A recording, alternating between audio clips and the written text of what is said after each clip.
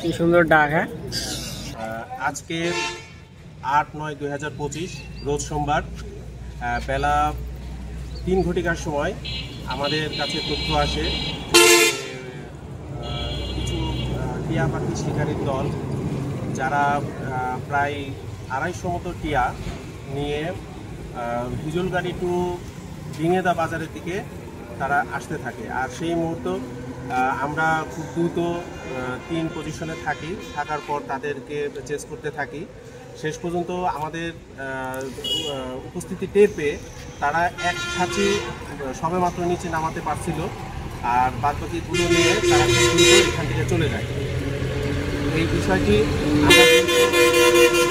আমরা জানাই। উপজেলা প্রশাসন থেকে আমাদের এসিল্যাং স্যার আসছিলেন, সেই সাথে আমরা পুলিশ প্রশাসনকে জানাই। তারা দ্রুত আমাদের এই স্পটে আসেন, বিশেষ করে সরজগঞ্জ পুলিশ ফাঁড়ির টিম তারা এখানে আসেন।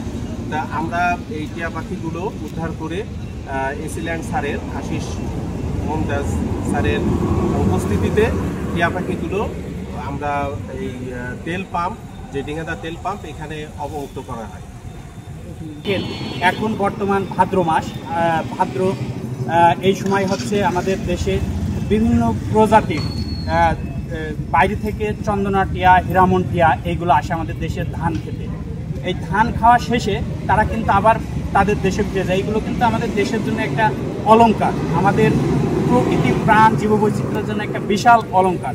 এই অলংকারগুলো কিন্তু কিছু দুষ্কৃত ব্যক্তি, অসাধু ব্যক্তি তারা ধরে আটকে খাঁচায় রেখে তারা কিন্তু কেটস বার্ড হিসাবে তারা খাঁচায় রেখে দিচ্ছে, যা আমাদের আগামী প্রজন্মের জন্য একটা হুমকি স্বরূপ। আমরা মনে করি এইগুলো যদি আমরা টিকে রাখতে পারি তাহলে আমাদের আগামী প্রজন্ম ভালো থাকবে, আমরা ভালো থাকবো। তাই বলবো, বন্যপ্রাণী সংরক্ষণ ও নিরাপত্তা আইন 2012 যে আইনটা আছে ওইটা আমরা মানব।